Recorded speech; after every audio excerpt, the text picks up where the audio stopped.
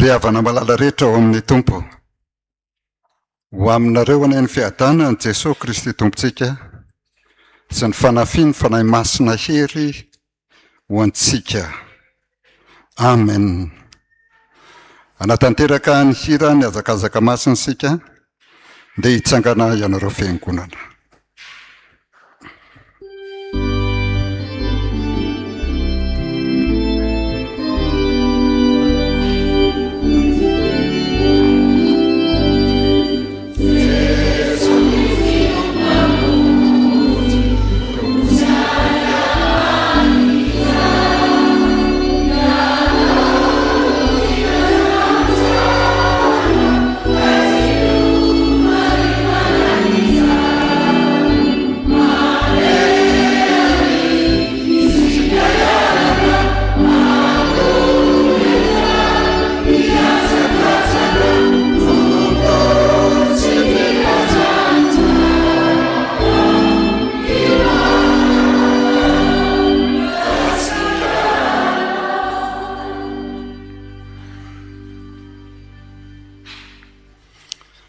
Irosika ho amin'ny fanatanterahana ny fanompoana ny Tompo. Raiso ny tenin'Andriamanitra eo am-pelantananao. Sokafy ao amin'ny Salamo 130. Salamo 130 no anatona antsika sy iterana an'Andriamanitra ankalazana ny voninahiny amin'ny fanatrehany antsika. Salamo 130. Rehefa eo anatrehanareo ry avy an'izany tenin'Andriamanitra izany, dia ndehantsika hiara-mamaky izany miaraka amin'ny mpanao salamo, anandratana ny voninahitr'Andriamanitra manao hoe: Jehova no mpanjaka, mitafy voninahitra izy. Jehova mitafy voninahitra.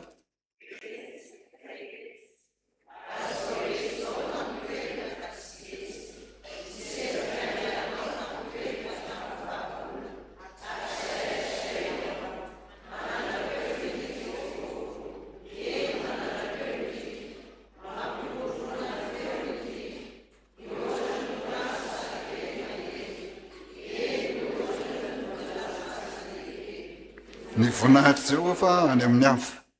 Ny teny vavolombelonao dia marina indrindra. Fahamasinana no mendrika ny tranonao mandritra ny andro maro Jehova o. Amen.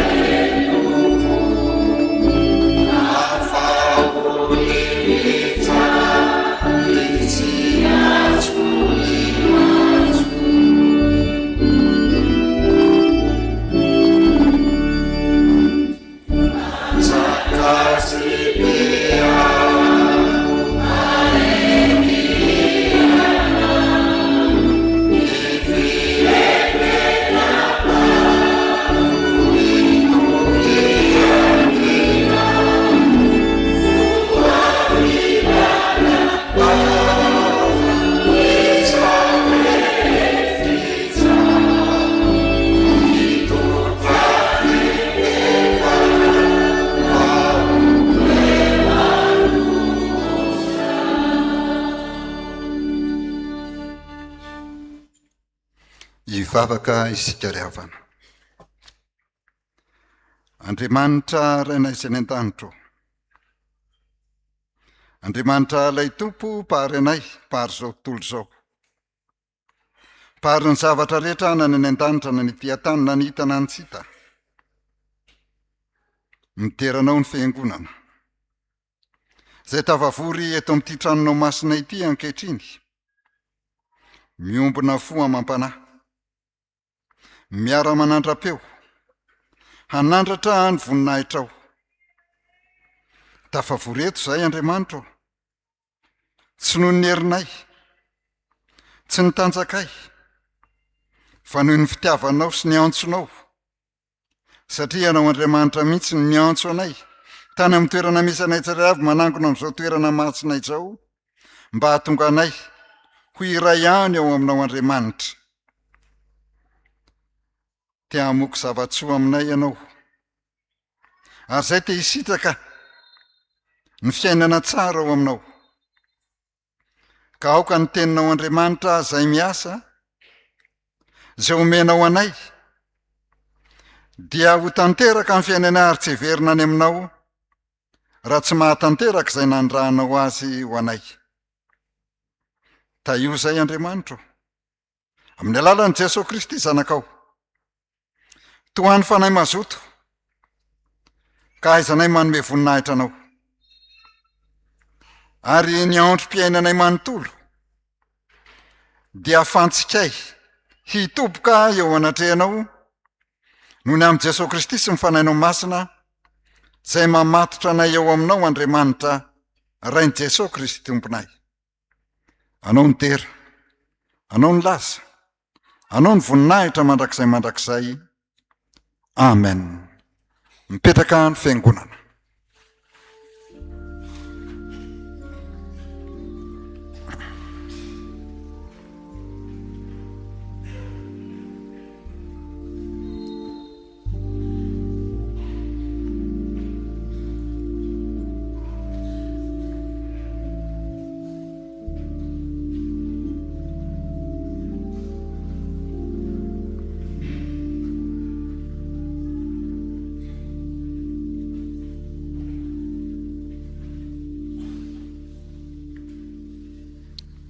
Irosika ao anatin'ny fandarana manaraka ao anatin'ny ivon'izao fampopavahana izao.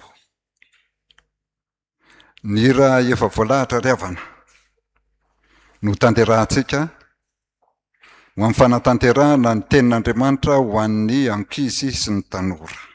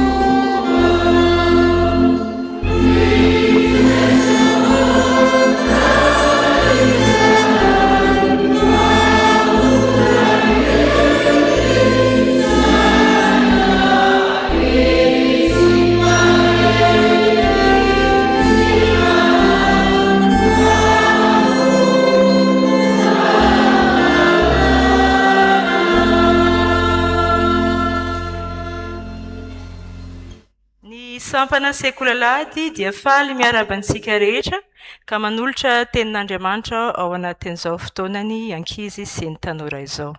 Mialohan'izany manasa ny ankizy sy ny tanora ary ny sampana sekulalady hitsangana. Hivavaka isika. Ry Jesosy Tompo tianay io, misaotra anao izay no ny fitiavanao anay sy ny famindrampoanao aminay tsirairay avy, nanomezanao anay izao maraim-baovao izao. Indreto izay zandrikelinao mivory amin'ny tetepolona mazy ty Tompo, iaino ny teninao izay izao, ny fanahinao masina ane no ao aminay tsirairay avy, anolo-tsainanay ary ny teninao Tompo no aminay amin'ny andavanandrom-piainanay. Amin'ny anaranao Jesosy naovanay izany vavaka izany. Amen. Eo am-pitsanganana ihany no anokafantsika ny baibolitsika ao amin'ny Marika. Marika 10 ka ny andininy fa 1:20 tapany A. Marika 10 ka ny andininy fa 1:20 tapany A. Rehefa niarana hita dia vakiantsika rehetra miaraka amin'ny anaran'i Jesosy. Ary Jesosy namaly azy hoe, inona no tianao ataoko aminao? Amen. Petraka ianareo. Tantara kely iray mitondra ny lohateny hoe ny fanirian'ny bema no entsika andraisana fampianarana amin'ity anio ity. Nisy ankizy lahy iray atao hoe bema, zaza falifaly izy tia milalao sy tia mianatra. Saingy nisy zavatra iray nampalahelo azy, sy nahay namaky teny tsara izy. Rehefa mamaky teny ny ankizy hafa ao an-dakilasy dia aingana sy mazava ny famakian'izy ireo. Fa rehefa tonga ny anjaran'ny bema dia misalasala izy, diso matetika ary indraindray miomey ny namany. Indray andro rehefa avy nianatra izy dia nipetraka irery teo ambany hazo, hoy izy tao am-pony, tsy ho mahay mamaky teny mihitsy angamba, aleoko tsy manandrana intsony. Tonga teo aminy mpampianatra azy ka nanontany, fa maninona ianao ry bema no malahelo? Namaly izy, mpampianatra ô, te hahay hamaky teny aho fa toa tsy vitako mihitsy. Nitsiky ilay mpampianatra ary nilaza, bema, raha misy olona afaka manampy anao, inona ny tena tianao ataony aminao? Nangina kely bema. Dia namaly izy, tiako ny hahay hamaky teny. Hoy ilay mpampianatra, tsara izany, fa tadidio, tsy ampy ny maniry fotsiny, mila mangataka fanampiana, mianatra ary tsy kivy ianao. Nanomboka tamin'io andro io dia niezaka isan'andro i bema, namaky teny 5 isan'andro izy. Rehefa tsy azo ny teny iray dia nanontany izy. Rehefa diso izy dia nanandrana indray. Nandeha ny herinandro, avy ny volana. Indray andro nisy fotoana famakiana teny tao an-dakilasy, niantso any bema ny mpampianatra. Kingery bema nitsangana, nanomboka namaky. Tsy lavorary ny famakiany saingy vita hatramin'ny farany ilay andalany teny anjarany. Nitehaka ny mpianatra rehetra, faly be i bema. Fantany fa mbola mila mianatra izy saingy zavatra iray ny anarany, tsy mila kivy rehefa misy zavatra tena ilaina sy irina. Inona ny lesona azo tsoantsika amin'io tantara io? Ry rankizy sy tanora, raha manontany anao koa Jesosy anio, inona ny tianao ataoko aminao? Mety mila fanampiana amin'ny fianarana ianao toy ny bema teo, na te ho afaka amin'ny fahazaran-drasy, mety misy olana koa ao an-tokantrano, mety mila fasahiana ianao satria matahotra, mety te hanakaiky kokoa an Jesosy ianao. Aza fenina aminy izany, fa lazao amin'i Jesosy amin'ny alalan'ny vavaka. Angatao amin'ny mpinoana, ataovy ny anjaranao, tsy ho kivy ary atoky azy fa mamaly vavaka izy. Antanio ny tenanao anio hoe raha manontany ahy Jesosy hoe inona ny tianao ataoko aminao? Inona no avalinao azy? Ho an'Andriamanitra irery ny voninahitra. Amen.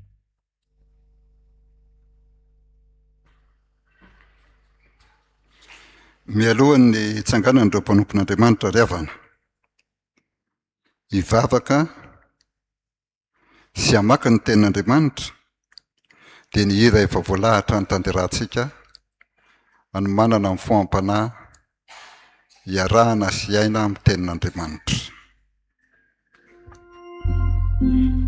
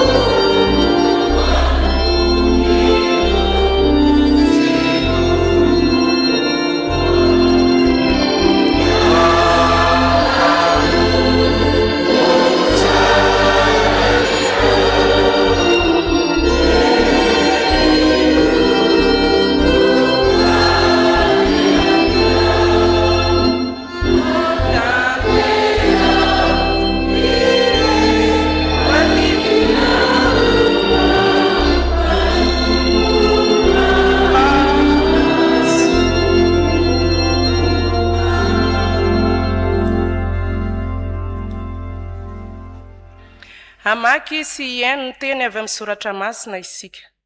Zany dia hitantsika ao amin'ny bokin'ny Salamo 100, raisiny eo amin'ny 9 ka hatreo amin'ny 9. Matio 5:20, raisiny eo amin'ny 9:4 ka hatreo amin'ny 9:30. Epistily ho an'ny Efesianina 2, raisiny eo amin'ny 9:9 ka hatreo amin'ny 9:20.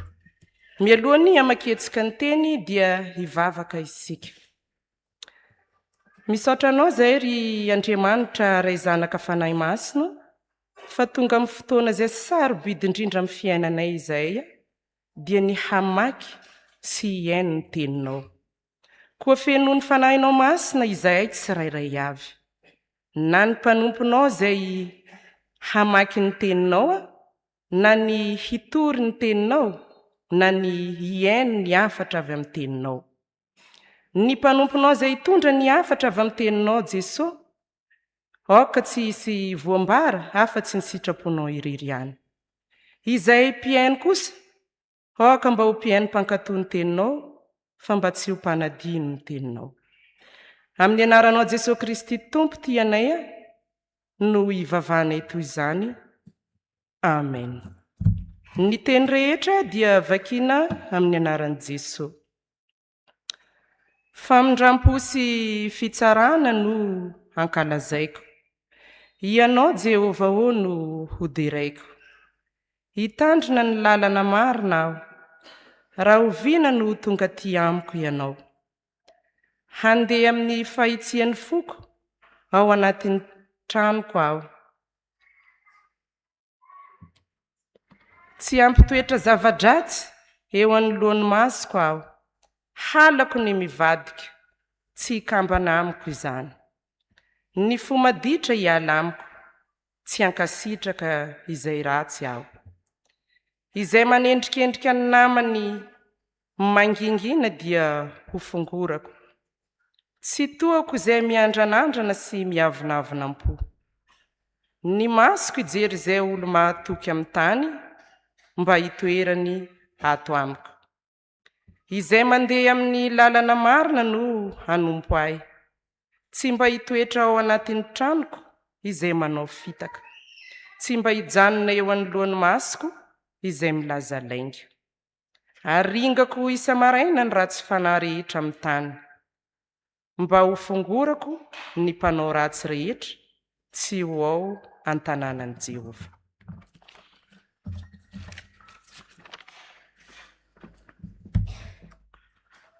Fa ny fanjakan'ny lanitra dia tahaka ny olona izay efa andeha ho any an-tany hafa ka ny antso ny mpanompony. Dia nanolotra azy ny fananany. Koa ny anankiray nomeny talenta 5, ny anankiray 2 ary ny anankiray 1. Samy araka izay fahaizany avy dia lasa nandeha izy.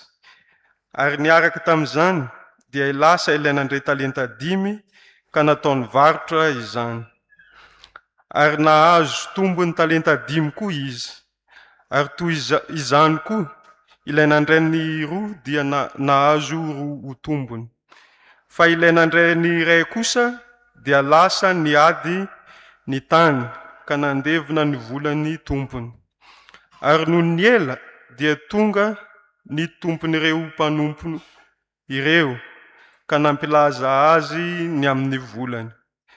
Ary noho nanantona ilay nandray ny talenta 5 dia nitondra talenta 5 koa izy ka nanao hoe, tompoko, talenta 5 no natolotra ao ahy. Indro nahazo tompony talenta 5 koa aho. Hoy ny tompony taminy, tsara izany, ry mpanompo tsara sady mahatoky. Mahatoky tamin'ny kely ianao, dia ho tendreko mpanapaka ny be. Midira amin'ny fifalian'ny tomponao. Ary noho ny nanantona koa ilay nandray talenta 2, dia hoy izy, tompoko, talenta 2 no natolotra ao aho, indro nahazo tombony talenta 2 koa aho. Hoy ny tompony taminy, Tsara izany ry mpanompo tsara sady mahatoky.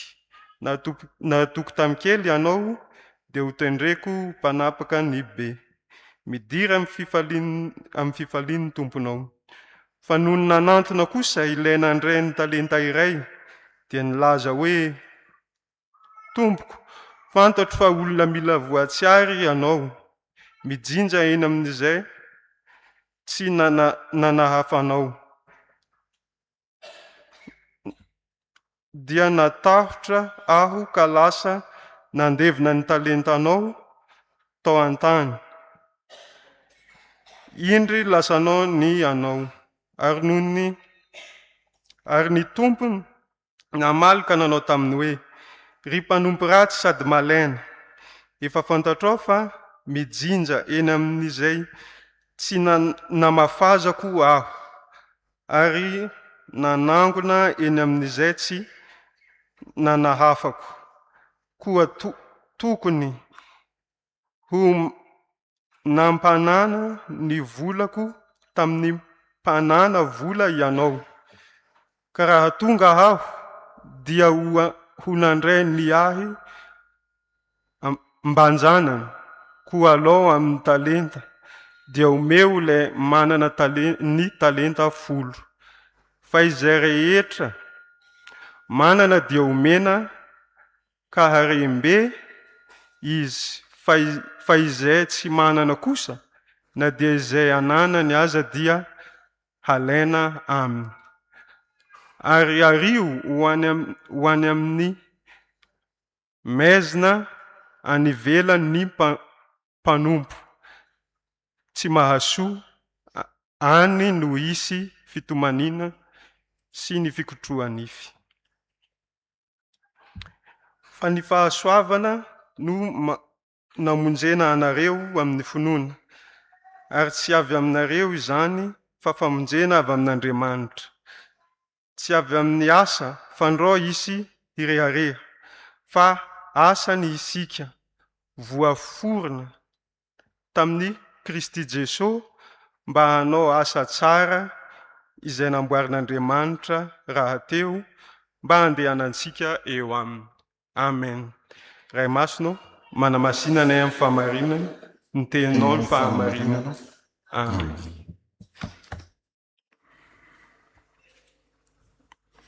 Nde hitsangana ianareo fiangonana, hanao ny rehefa voalahatra sika iomanana andraisana ny afatry ny tompo amin'ny alalan'ny teniny.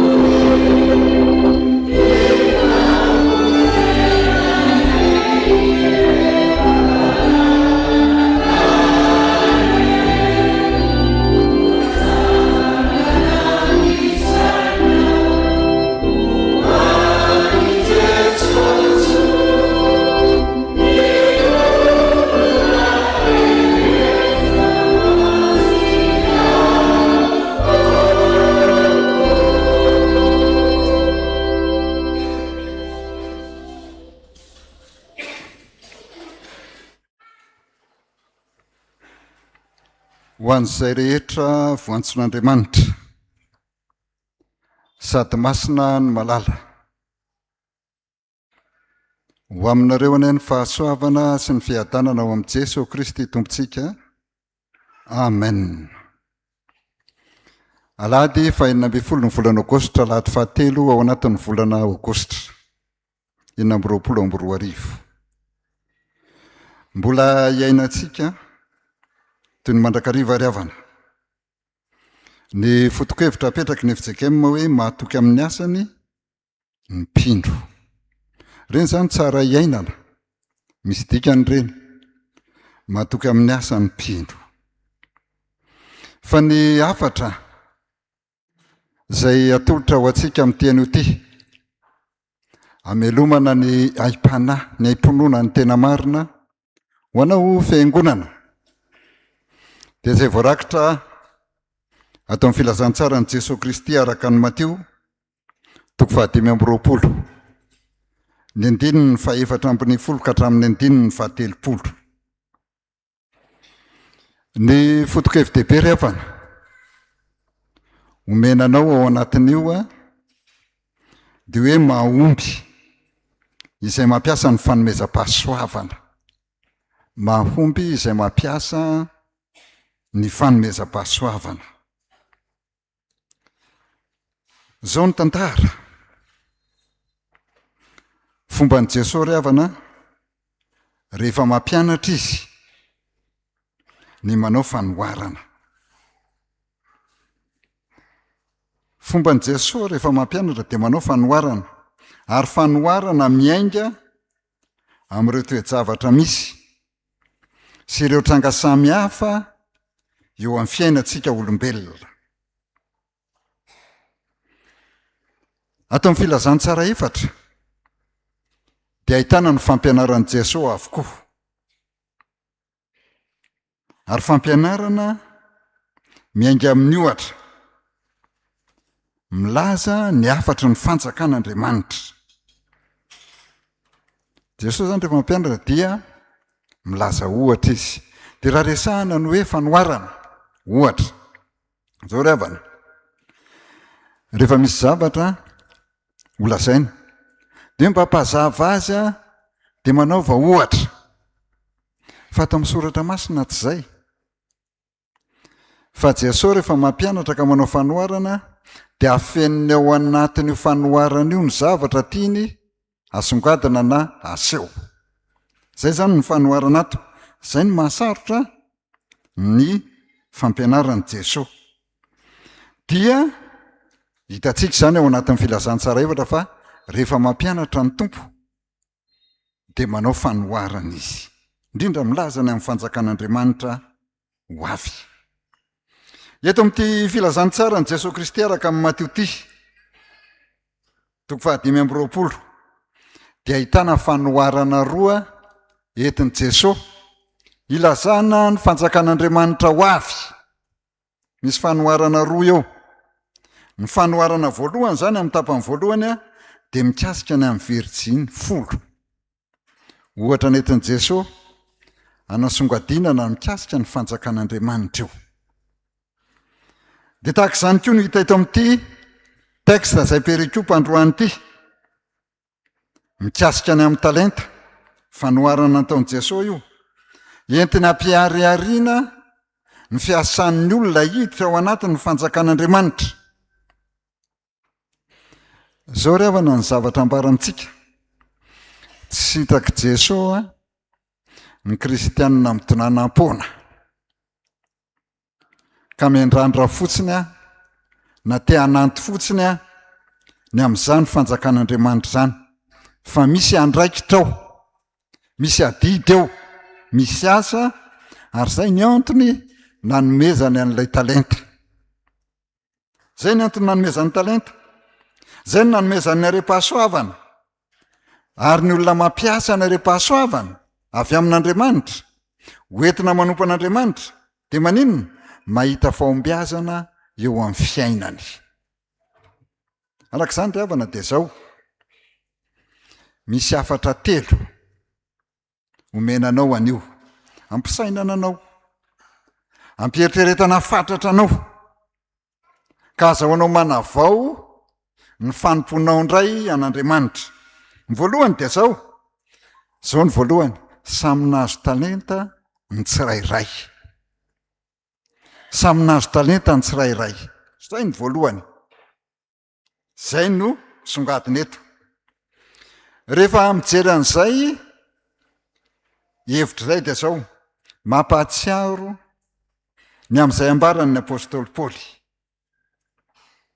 Ty fanoharana nataon'i Jesosy ty dia mampahatsiaro hoe ny afatry ny apôstôly napetraka ho an'ny fiangonana no hoe zarazarainao samihafa ny fanomezam-pahasoavana fa ny fanompoana dia ray ihany.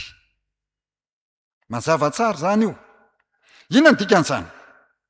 Ny dikan'izany dia zao, samy mandray fanomezam-pahasoavana avy amin'Andriamanitra avokoa ny mino rehetra, isika rehetra. Tsy misy olona tsy manana an'izany, fa omen'Andriamanitra avokoa. Eto dia Jesosy tenany mihitsy no manambara amintsika fa samy omen'Andriamanitra ilay tompon'ny fanjakan'ny lanitra talenta sahaza avy ny tsirairay. Isika tsirairay avy zao zany revana dia samy mitoloran'Andriamanitra talenta sahazatsika tsirairay avy.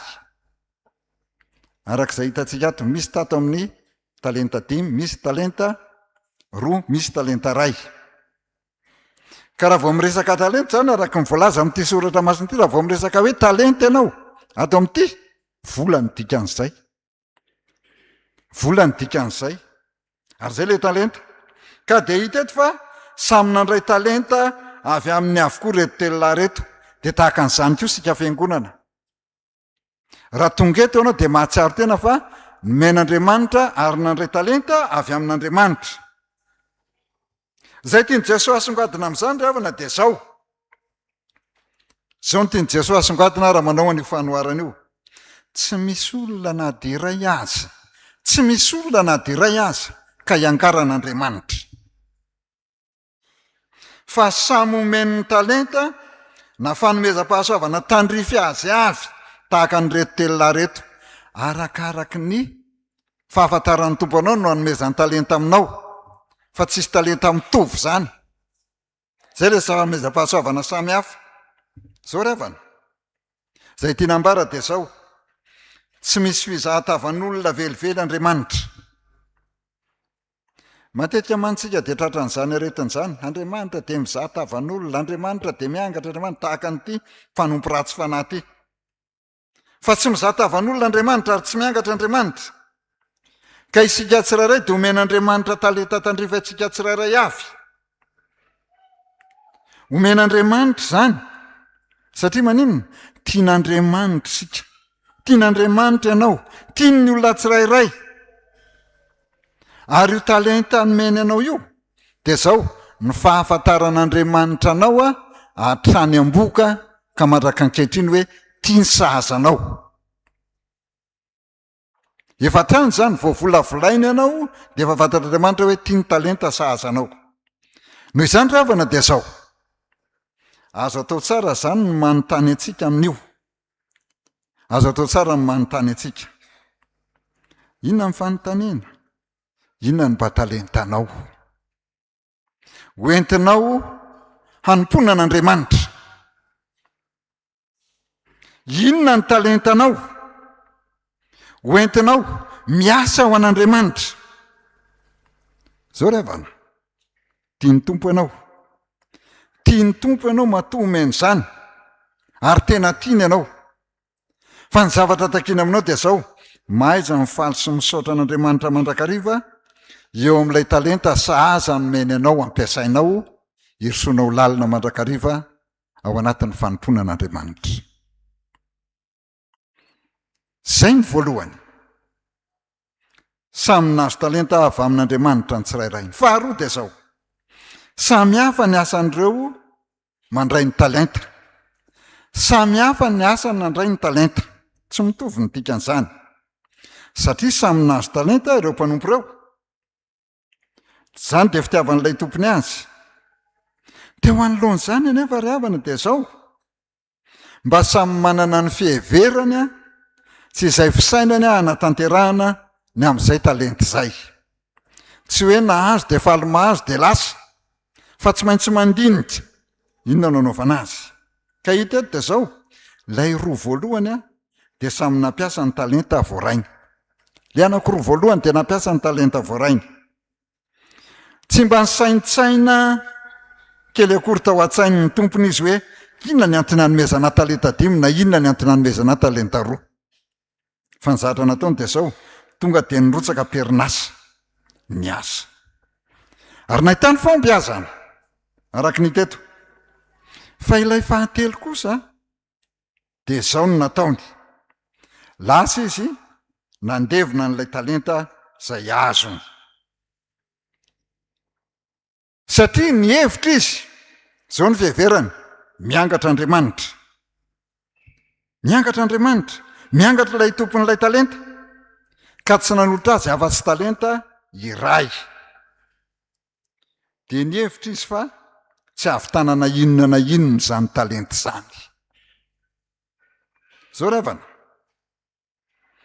Hita soritra eto mikasika ny amin'ny fombantsika fiaina amin'olombelona zany. Io le fiheveran'ilay fahatelo. Inona ny fiheverantsika olombelona? Mitsaratsara ivelany. Miezaka mamantatra an'izay zavatra tokony ho fantatra amin'izany talenta izany. Fa raha ny tena izy anefa dia zao, ny firotsahana tsehatra, miasa avy hatrany mampiasa an'ilay talenta, ny tokony atao tahaka an'ilay nataon'ilay roa voalohany. Zao ny ravana dia zao, mampirisika anao zay. Mampirisika anao fa nomen'Andriamanitra talenta ianao. Ampiasaina. Isikam-ponitra amin'ny fanompona an'Andriamanitra. Ka hitory ny filazantsara hamonjena ny mila vonjy. Zay le asa.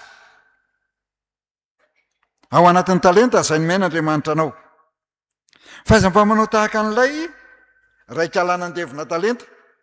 Ary io tsy hoe nandevina talenta fotsiny, fa nandevoziny ny akamoana. Tsy manana fahavononana andray andraikitra. Dia sanatria izy kristianina ho tratran'izany ve? Ho kamo. Ie, maromareny ny kristianina kamo. Fa ianao amin'ny teny ity menatra tena manana fahazotoana. Raiso ny andraikitra, ampiasao ny talenta. Ary iza mba mihevitena ho ny ankaran'Andriamanitra. Tahaka an'ilay mpanompo anankiray, nomena talenta ray. Mitsy fantany. Na ho diny fanina ho ny tanora, fa io talenta io, dia efa fantatr'Andriamanitra fa mifanaraka aminy. Sahaza azy.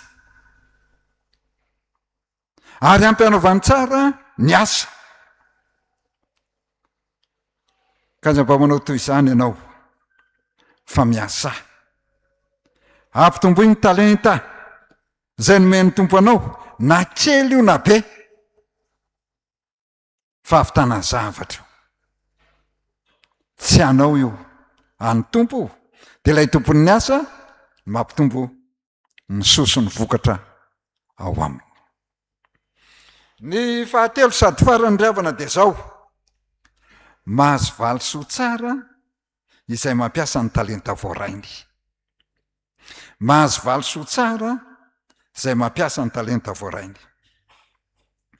Eto amin'ity texte ravana dia abaribarin'i Jesosy ny fahasamihafan'ny vokatry ny asan'ireo nahy nampiasa ny talenta nomena azy, sy ny amin'izay ny olombelona ka tsy ny sahirana akory tamin'ny fampiasana an'izany talenta izany.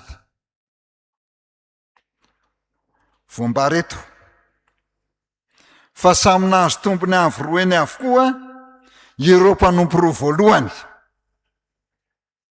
Samy nahazo. Ary avy sasaka.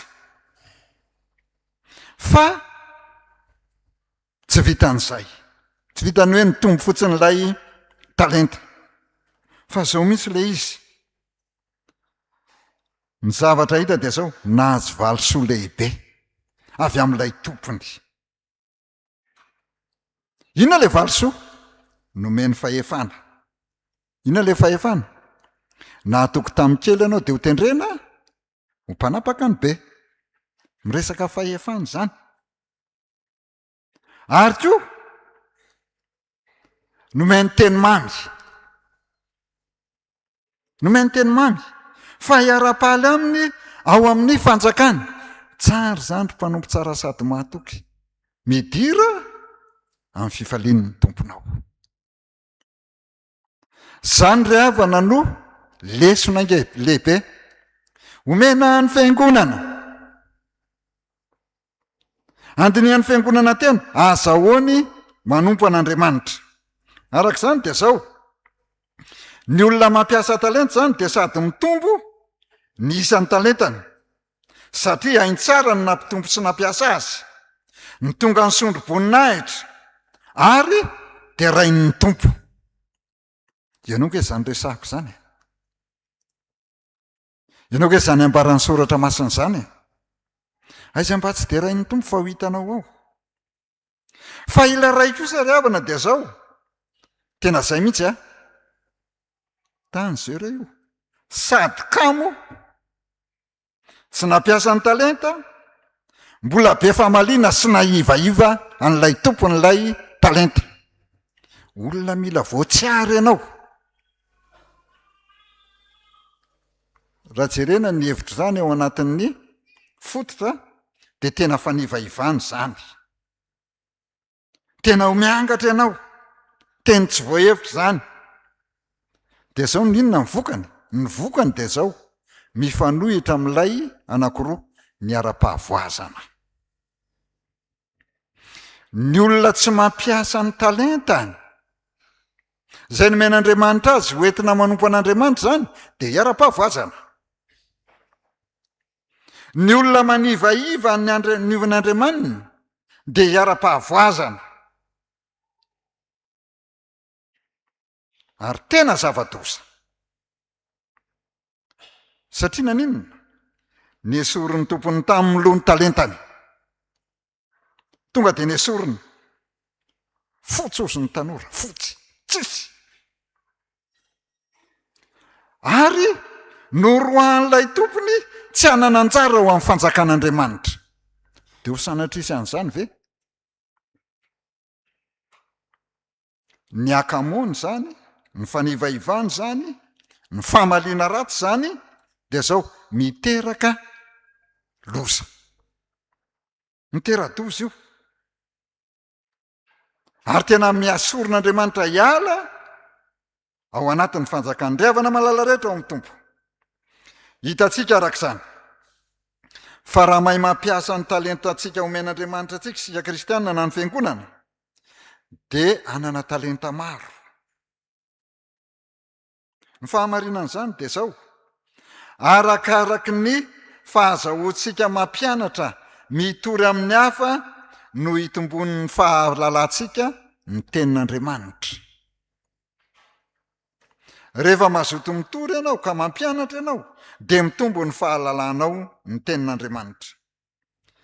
Ary ho tonga aliana mandrakariva ianao amin'izany fitombona amin'ny tenin'Andriamanitra zany, fa olona tsy kamo. Tadidinareo moa mifanekena ao anatin'ny fandraisana mpandray mifanasany tompo? Tadidinareo? Hazoto hivavaka sy hamaky baiboly isan'andro reo rehefa tsisy atao sa arak'izay azoko atao? Fa rehefa tsy misy atao ihany ny kristianina vao mamaky baiboly. Akamony zany. Tsy afaka hitombo mihitsy sika. Mila mamaky baiboly isan'andro sika mba azahoana mitombo hitoriana ny filazantsara amonjena ny hafa. Zany no anambarana eto ry havana. Fa raha mazoto mirotsaka tsehatra ianao amin'ny fitoriana ny filazantsara, dia hitombo ny fahalalanao ny soratra masina, ary hitombo ny finoanao, hitombo ny harenao. Dia ho Jesosy hoe, tsara zany ry mpanompo tsara sady mahatoky, natoky tamin'ny kely ianao ko tendreko mpanapaka ny be, midira amin'ny fifalian'ny tomponao ao amin'ny fanjakan'Andriamanitra. Fa raha sanatria kosa ka kamo ka miasa ho an'Andriamanitra ka miasa manavao ny fanolora-tena manao alasafay ao anatin'ny fanompon'Andriamanitra dia zao lazaina aminao olona tsy nampiasa ny talenta ianao olona tsy nampiasa ny talenta ianao ary ny olona tsy mampiasa ny talentany dia zao olona fatra-pitsiriritra ny hafa mitsiriritra ny hafa ary ho tonga ny amin'ny zava-doza ny efarany satria ho tonga ny amin'ny fialonana dia tonga hatrany amin'ny famonon'olona nefa ny lalana mihitsy ny manao hoe aza mamon'olona ampiasao ny talentanao ary ny olona tsy mampiasa ny talentany dia fantatrika tsara eto fa ny esorin'Andriamanitra tao amin'ny fanjakana ho any amin'ny fahaverezana mandrakizay koa manao antsoavo aminao zay anio ny hoe andesika ry havana hiasa ka mpiasa ny talenta nomen'Andriamanitra atsika zay sahaza atsika fa aiza mijery nen'ny hafa fa nomen'Andriamanitra anao mba hitanao fahombiazana eo amin'ny fiainako avinao rehetra ary hampitombo ny fahalalanao sy ny finoanao hanomezana voninahitr'Andriamanitra fa izao ny voasoratra eto izay manana dia aoka hanana ihany fa izay tsy manana fa na izay kely ananana aza dia esorina aminy tsy ho aminao zany fa ianao ilay mitombo ary ao anatin'ny fitombona lalina ary dia anana amin'ny fahazotoana sy ny farisihana mandrakariva hanompo ny tompo ho tanteraka aminareo ry havana ny afatry ny tenin'Andriamanitra ka tonga anao isikimponitra hiala ao anatin'ny fahakamoana sy ny fiheveran-tena amin'ny zavatra tsy araka ny sitrapon'Andriamanitra ka irisoanao lalina ho amin'ny fitombona mandrakariva hanompo an'Andriamanitra dia hitombo amin'ny fahalalana sy ny zavatra rehetra ho amin'ny Kristy ianao ho an'Andriamanitra irery ny voninahitra tanteraka aminareo any amin'ny fiadanan'ny tompo amen.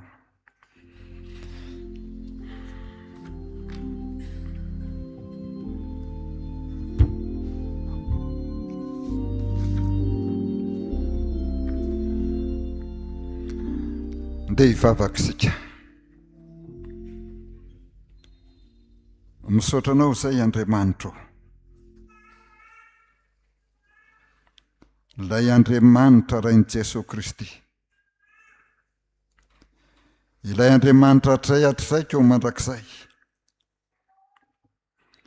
ilay Andriamanitra tompony ny zavatra ary rehetra na ny any an-danitra na ny ety an-tany na ny hita na ny tsy hita fa Andriamanitra miteny aminay ianao ary manolotra ny fahasoavanao mandrakariva hiainanay sy velomanay ary ho ampiasainay ao anatin'ny fanomponanao nomenao izay Andriamanitra ka tsy manao faly mahazo otsiny satria misy andraikitra takianao ny amin'ny fanomezanao ny talenta dia ny irisoanay bebe kosa lalina kokoa ny amin'ny fanomponanao Andriamanitra manan'izany ny tsirairay ary samihafa ny asa ampanaovinao anay amin'ny talenta tsirairay avy mba hahatonga anay ahita fahombiazana eo amin'ny fiainanay rehetra na ny lasa na ny ankehitriny na ny ho avy ry tompo Andriamanitra rainay izay ny an-danitra misaotranao izay noho ny amin'ny zavatra rehetra vao hery izay ary ataovy mahita fity ao anatrehanao amin'ny asa sitraka ao tanterahanay hanompo anao Andriamanitra amin'ny fiangonana amin'ny fiainana andavanandro dia ho vavolombelona ho mahatoky hampiasa ny talenta nomenao hamonjy ny mila vonjy mba tsy ho mpivavaka lahady izay fa ny androm-piainanay rehetra dia mivavaka sy mifamatotra aina ao aminao ary miombinaina ao aminao Kristy Tompo, ianao Andriamanitra mihitsy no hammatotra anay sy angejanay eo amin'ny zanak'amalalanao, ka tonga naionana fahavelomana, ary fahavelomana ao anatin'ny hanao ny zavatra tsara sy ny soa ho amin'ny mpiarabelona sy ho amin'ny fiainany tontolony ankonanay. Dia raha nay ny voninahitra ao izany Andriamanitra, mangataka aminao izay, tena mangataka aminao izay Andriamanitra, tafio ny herinao isikimponitra amin'ny fotoana rehetra, hanolo tena, hanompo anao Andriamanitra, hanompo ny fiangonana ary hanompo ny olona rehetra, satria nomenao talenta izay. Mangataka aminao izay Andriamanitra, mba hatonga nay hanan-kery ka tsy homenatra eo am-piavianao, haneo ny fanjakanao, ary dia iantsonao anay izany ka ilazanao aminay amin'ilay teny mamy hoe tsara izany ry mpanompo tsara sady mahatoky, natoky tamin'ny kely koatrandreko mpanapaka amin'ny be, midira amin'ny fifaliana atao amin'ny fanjakako. Zany teny mamy zany ny sitraka ho renay amin'ny fiavianao Kristy, tsara ny velona sy ny maty. Mivavaka aminao izay ry Tompo Andriamanitra io ho amin'ny fiainan'ny fiangonana, hitahinao ny Efjekema, ny filohan'ny Efjekema sy ny ankonany biro-piara-miasa aminy sy ny ankonany rehetra, ho mpanompo hampiasa ny talenta nomenao azy, ampiroborobo ny ambaintainy ny fitoriana amin'ny filazany tsara atao anatin'ny Efjekema. Ireo mpiandraikitra foibe mihevitra mandrakariva ny ampandrosoana ny fiangonana toloro sain'Andriamanitra fa nomenao talenta ireo, ary talenta sahaza everana isoana milalina koa hatrany ny amin'ny fampandrosoana ny fiangonan'i Jesosy Kristy eto Madagasikara sy ny Efjekema rehetra ny ivelany, ny mpitan-dranomasina rehetra sy ny fanorenana vaovao n'aiza sitrakao isin'ny Efjekema. Ny sampana asa rehetra, ny fikambanana rehetra velona eo ambany fahin'ny sekretera jeneraly. Taio Jesosy, omeo hery ireo mpanomponao rehetra,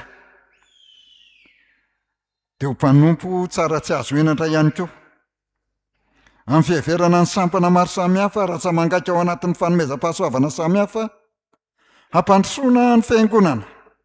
Tena angatahanay aminao izany.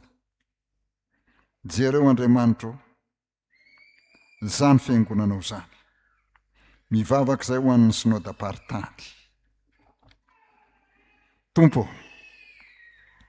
matoky izay amin'ny synodam-paritany 730 fa tahaka ny anambinanao ireo mpanomponao tsirairay avy ny amin'ny président synodal sy ny biro miaraka aminy, ny mpihevitra rasy ny komity lehibe rehetra ao anatin'ny synodam-paritany 730.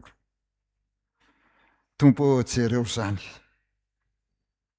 fa rehefa miasa ianao tsisy matohitra izany, ary dia androso ny fiangonana rehefa samy mampiasa ny talenta ny tsirairay. Mivavaka izay ho amin'ny fitandremana rehetra. Jereo Jesosy, amboary sy aitsio izay tsy mifanaraka amin'ny talenta nomenao.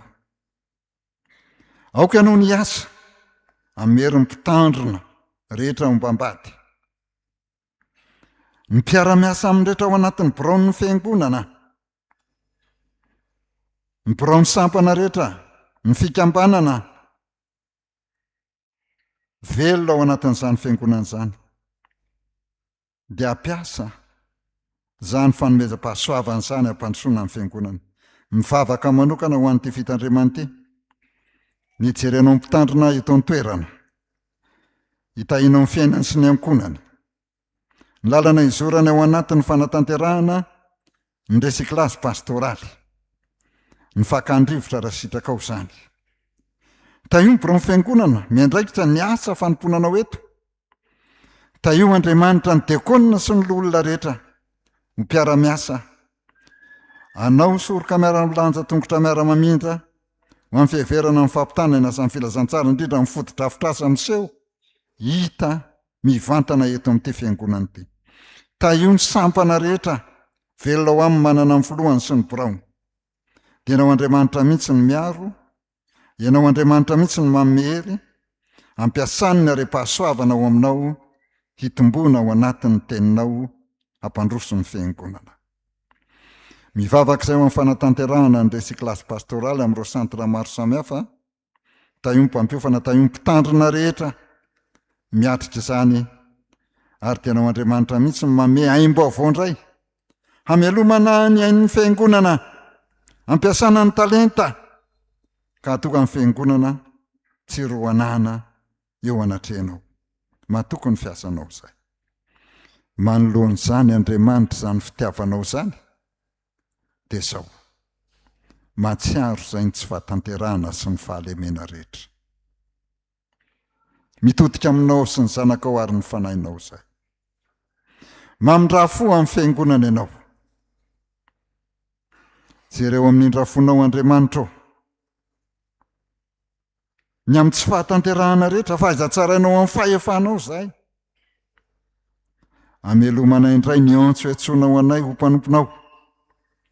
Ka navaozanay mandrakariva amin'ny fanoloran-tena irotsahanay an-tsehatra. Mo amin'ny fanomponanao mandrakariva, Tompo. Mamindra-fo aminay ianao. Mamela heloka anay ianao. Jereo Andriamanitra ny asanay eto amin'ity firenena ity. Fa ny fiangonana dia mpaminany ny firenena, ary samy teny samy joro, hanitsy ny tsy mety rehetra, mba ho tonga ny amin'ny fahamarinana sy ny fahamasinanao. Tompo, ny tsy fahefanay ny andraikitray, heloka eo anatrehanao izany. Ny fanaovana ny zavatra tokony ataonay nefa tsy ataonay dia heloka eo anatrehanao izany. Mamindra-fo aminay ianao. Hevero amin'ny famonjenao izay. Dareo amin'ny tara-pahazavan'ny alalan'ny fanahy masina hahatonga anay hanana ny fahazavan-tsaina ka hampiova ny tontolo rehetra iroso sy ho amin'ny fandrosoana, ary tena hanova ho tokany amin'ny fiavaozana mandrakariva ny fiainan'ny toe-tsaina na ny fiangonana na ny firenena. Miasa ianao Andriamanitra. Mamindra-fo aminay sy ny firenenay ianao. Aoka ianao Andriamanitra mihitsy miasa, ampianjanja sy ampiharihary ny faharatsiana rehetra misy eto amin'izao firenena izao noho ny asan'ny fiangonana. Ka androka ny aiziny ratsy rehetra, isiny ny fahazavana tsara eo anatrehana. Talenta ny menao anay fiangonana izany Andriamanitra, ka tsy andraranay ilombindo ho amin'ny fanatanterahana ny fanompona mamindra-fo, mamela heloka anay amin'ny anaran'i Jesosy. Izay nampianatra anay mivavaka hoe rainay eo sy ny an-danitra, ho amasinina any ny anaranao, ho tonga any ny fanjakanao, atao any ny sitraponao ety an-tany tahaka ny any an-danitra. Omeo anay ny izay anina sahaza ho anay, ary mamela ny heloka tahaka ny amelanay izay meloka taminay. Aza mitondra anay amin'ny fakapana, fa manafahana amin'ny ratsy, anao ny fanjakana sy ny hery, ary ny voninahitra mandrakizay. Amen. Ny rehefa voalahatra ny tanterahantsika ao anatin'ny hira fibebahana. Yeah.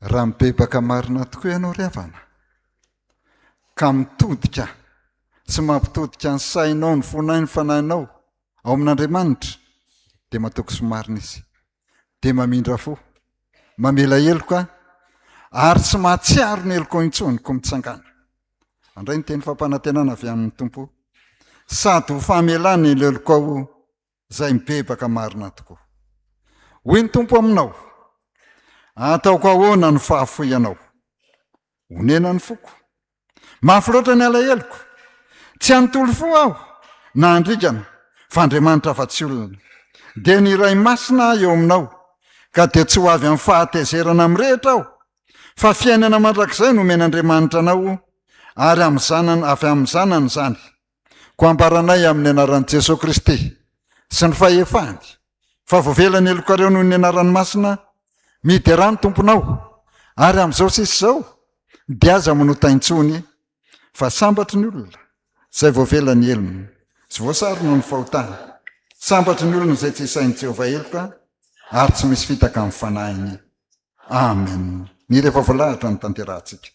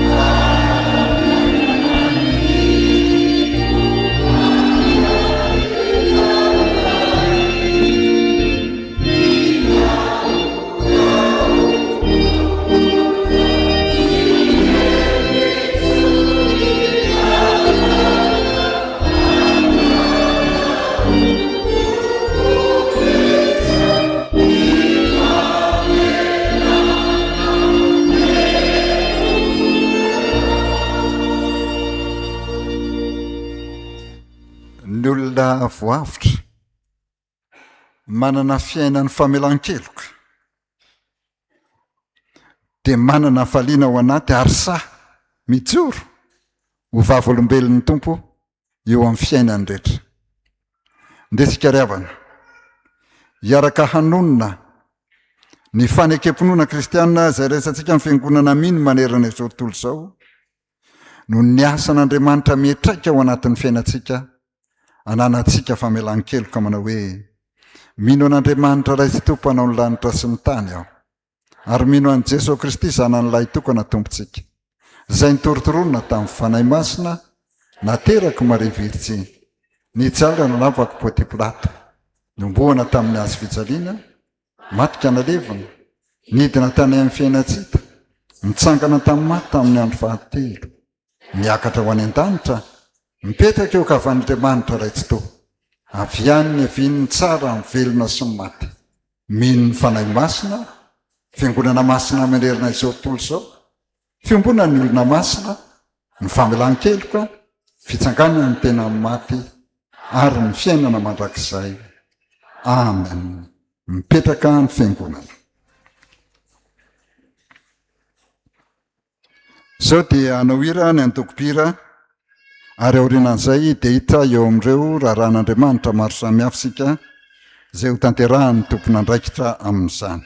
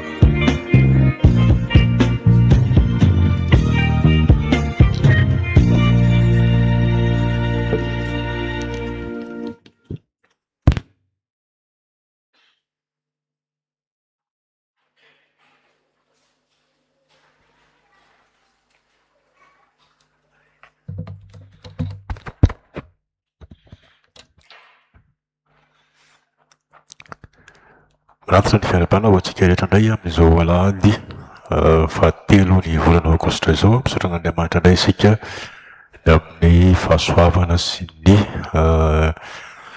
famindram-pony izay mbola nomeny antsika na tratrarina ity alahady ity indray ary dia misaotra azy isika ary izany no angatahana mandrakariva aminy ny anomezany ny fiadanam-po ho antsika. Ny anankiray faharoa dia misaotra ny ray aman-dreny mpitandrina izay mitondra nanome ny vatsim-panahy ho antsika teo kanefa dia nanatotosa izao fanompoam-pavahana izao ihany koa na ny tamin'ny maraina zany na izao fidirana faharoa izay atrehantsika izao. Izy no ray aman-dreny mpitandrina Randriana Arsan Gilbert izay mpitandrina efa nisotro ronono moa zany avy any amin'ny FJKM Ambojanahary dia izy zany no fantatsika fa ny ray aman-dreny mpitandrina ao anatin'ny fiofanana manao ny recyclage any Mahajanga dia izy zany napetraka eto mandritra an'izay fotoana tsy maheo ny ray aman-dreny mpitandrina antsika zay dia izy no miaraka amintsika eto anatin'ny alahady roa na telo eo dia misaotra anao zay pasteur mankasitraka indrindra ny amin'ny fiara-miasa dia hotahiny tompo lalandavy ianao dia mankasitraka hatrany ny amin'izay fotoana izay navoinao aty amin'ny fiangonana hitory ny tenin'Andriamanitra izay. Misaotra indrindra tompoko.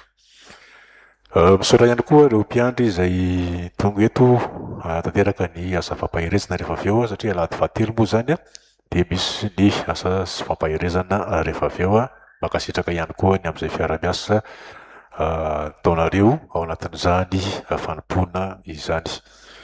Zavatra vitsy kely ihany rosy anankiroa ihany no mbara amintsika satria dia mba miala sasatra koa ny raharaha satria fialan-tsasatra zao dia tahak'izay ihany koa zany ny Unifra na ny Université Ravel John dia mampafantatra antsika fa hisy fampiofanana izay ho tanterahan'izy ireo amin'ny fahasivy amby roapolo ny volana aogositra ho avy zao ny ray andro ihany ilay fiofanana mahakasika ny formation en marketing digital zany hoe fiofanana azahoanao mifehy tanteraka ireo fototra izay iorenan'ny tambazotra sosialy zay zany no fiofanana tanterahana ao anatin'io ny ray andro amin'io fahasivy amby roapolo ny volana aogositra io dia ny saram-piofanana 20 000 ariary zany no saram-piofanana dia raha aka ny andindininy sy ny atsipiriany mahakasika izany ianao dia afaka manatona eny toerana eny ampandrana moa misy ny Université Ravel John dia makeny zany ianao sady misoratra anarana no mantany ny andindininy mahakasika an'io fiofanana io. Dia ny fifananana ho amin'ny fidirana moa zany izay efa nambara ombenibeny teto ny amin'ny fidirana fianatra ao amin'ny Université Ravel John dia ho tanterahana amin'ny 20 sy ny 30 ny volana septambra. Ny mpiasan'ny fahasalamana dia ny mpikambana rehetra antsoina mba hivory fivorian-dehibe zany izy io amin'ny lahady 30 any mbola mitapa-bolana moa zany fa zao dia efa ampimanana sahady satria fialan-tsasatra zao dia misy ireo mbola mandeha vakansa fa amin'ny alahady 30 ny volana aogositra zany na ao aoriana ny fidirana faharoa dia hisy fivoriam-be ho tanterahan'ny fikambanan'ny mpiasan'ny fahasalamana. Zay ihany fa dia van'Andriamanitra irery ny voninahitra.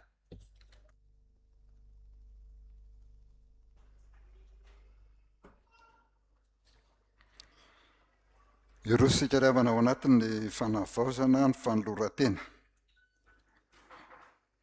Hira ny antoko-pihira dia ho tatazan'ny diakonina ny fanatitra.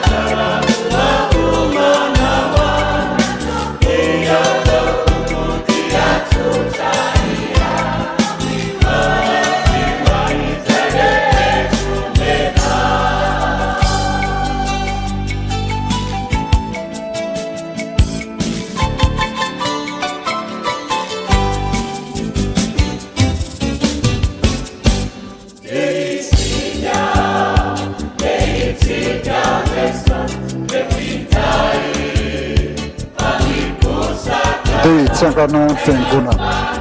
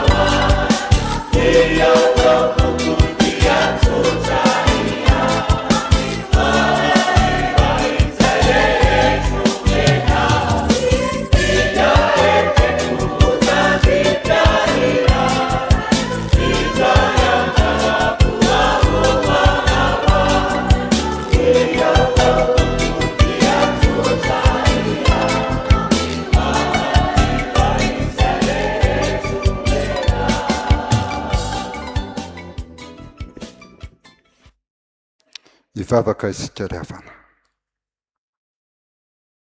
Tompo, no ny asa ny teninao, dia indreto ny vahoakanao, mivavaka manavao ny fanoloran-tena no ny amin'ireo are-pahasoavana nomenao tamin'ny alalan'ny talenta maro samihafa, ary dia hoentinay hanomponanao izany, hanomponana ny fiangonana, heverana ny asanao Andriamanitra.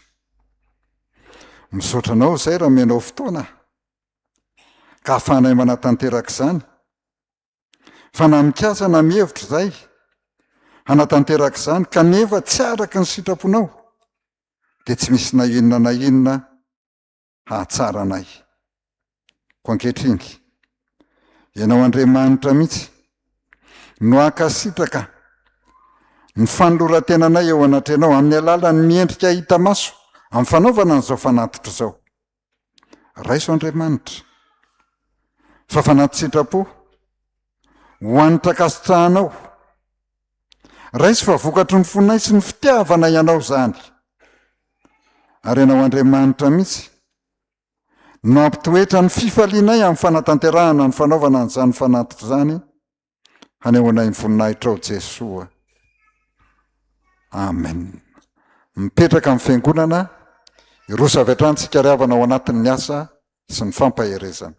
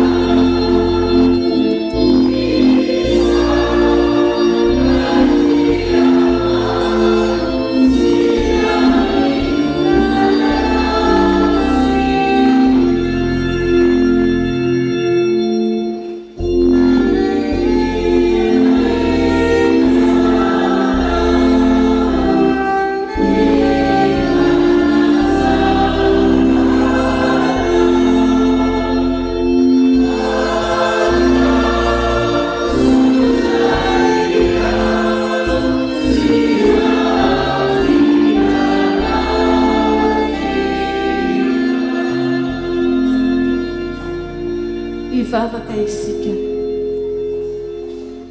ry Andriamanitra ray zanaka fanahy masino ho amasinina miaraka amin'ilay ray tsotoa sy ny fanahy masina neny anaranao. Misaotra Tompo fa tanteraka izao asa sy fampahirezana izao. Indreo ary ny vahoakanao izay anatona anao.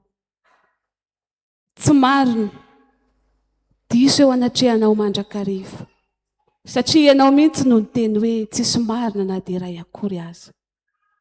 Mamindrafo aminy, mamelany ny elony amin'izay rehetra vitany tsy ny fanaraka tamin'ny sitraponao. Koa ankehitriny ary Tompo, dia misy matoky izahay fa hamela ny eloko izy ireo ianao.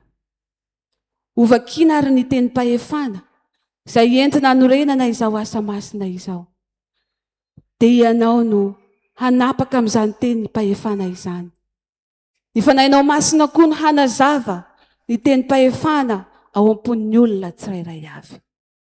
Tsy ho diso anjarany izay rehetra tonga eto, ka iseho eto ny voninahitra ao amin'ity anio ity.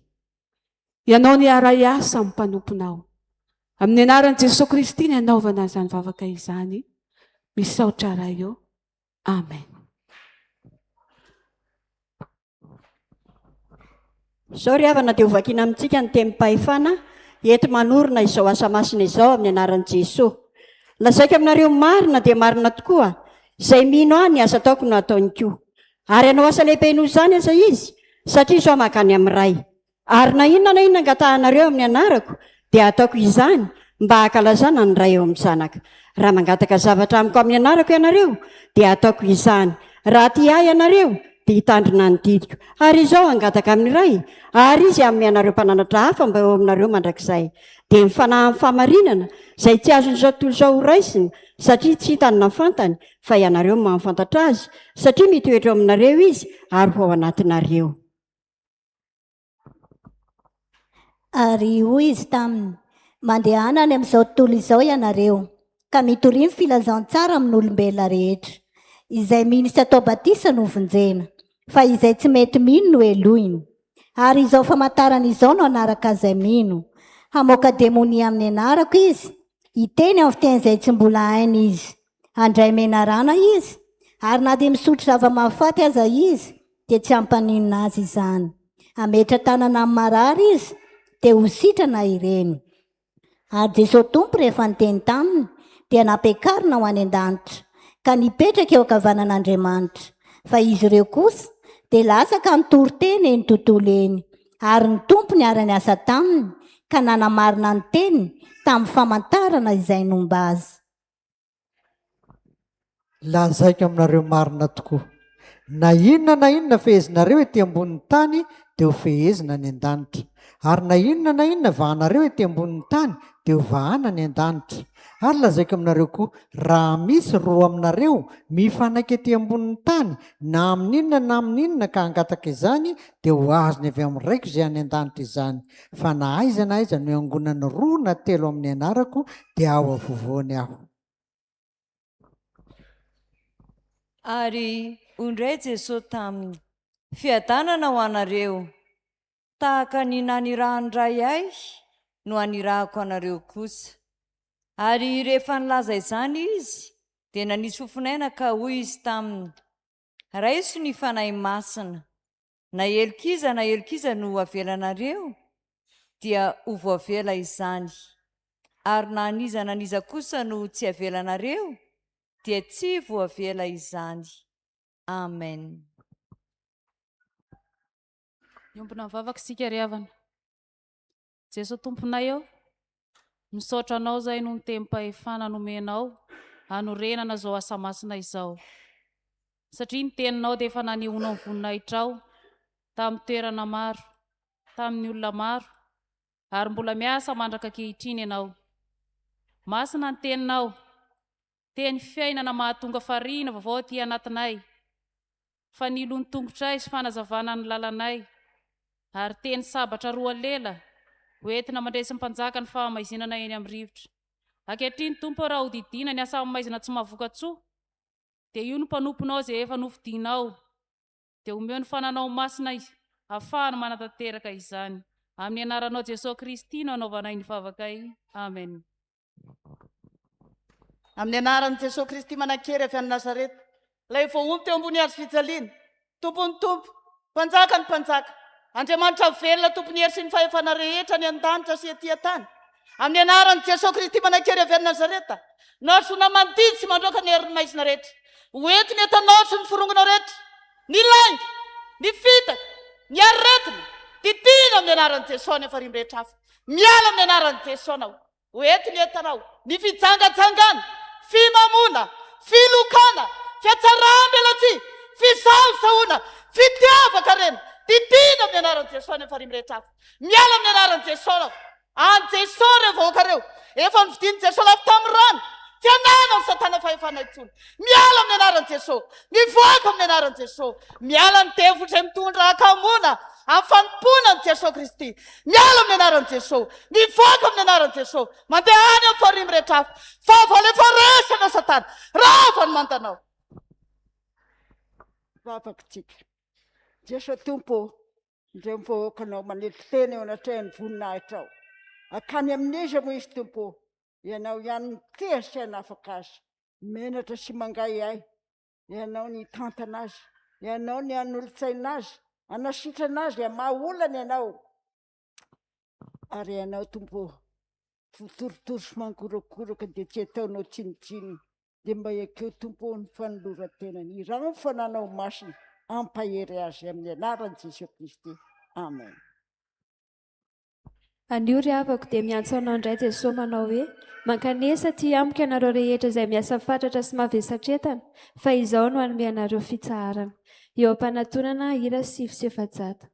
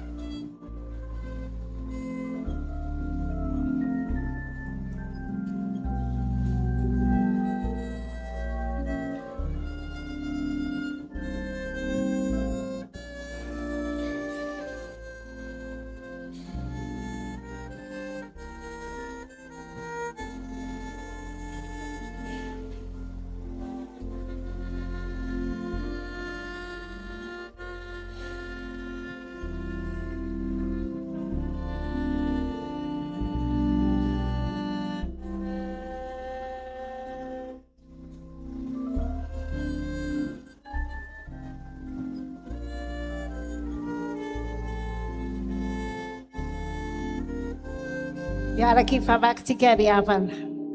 Jesosy manalo misaotra anao izahay fa nandray ny asa sy fampahirezana indray reto zanakao.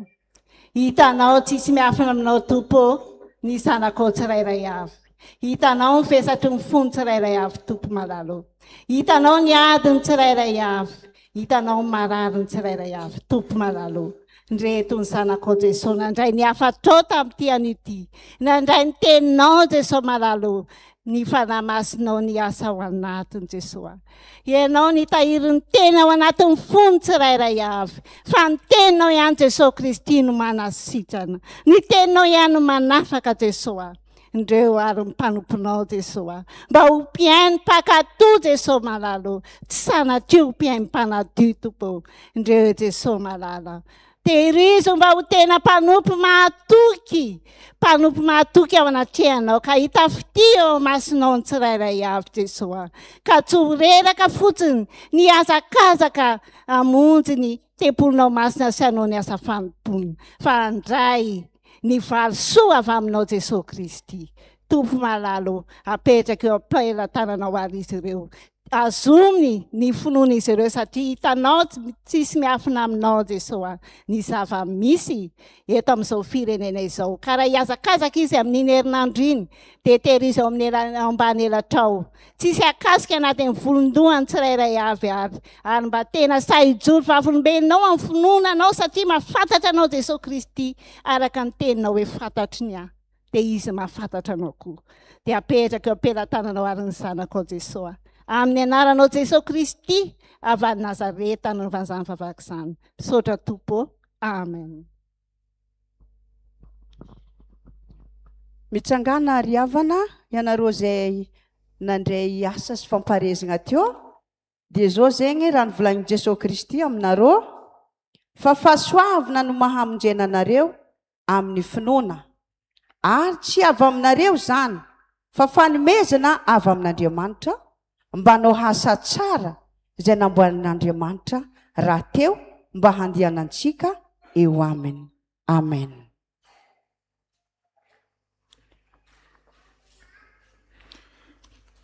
Tanterahantsika ny hira efa voalahatra 100 ny andininy faharoa sy ny fahatelo dia ho apetraka ny tsotrandro.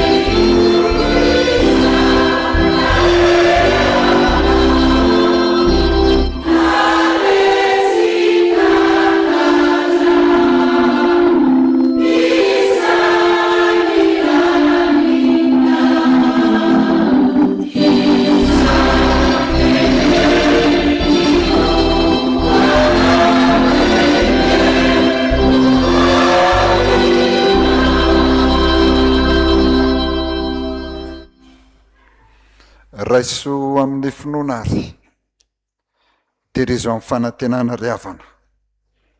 Ny fitahian'Andriamanitra izay atolotra ho anao amin'ny anaran'i Jesosy Kristy. Andriamanitro atanteraka izay rehetra tokony ho anareo araka ny hareny amin'ny voninahitra ao amin'ny Kristy Jesosy. Andriamanitra ny fiadanana anie hahamasina anareo samy ho tanteraka ka aoka harovana avokoa ny fanahinareo, ny ainareo, ny tenanareo ho tanteraka ka tsy anatsiny amin'ny fiaviany Jesosy Kristy.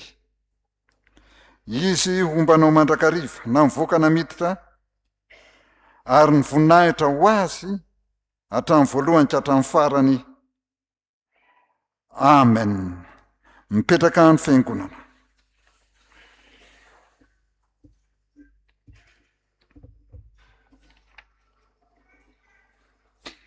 Voninahitra ny amin'ny avo indrindra ho an'Andriamanitra ary fiadanany aty ambonin'ny tany ho an'ny olona kasitrahany amin'ny anaran'Andriamanitra velona, Ray sy ny Zanaka ary ny fanahy masina. Amen.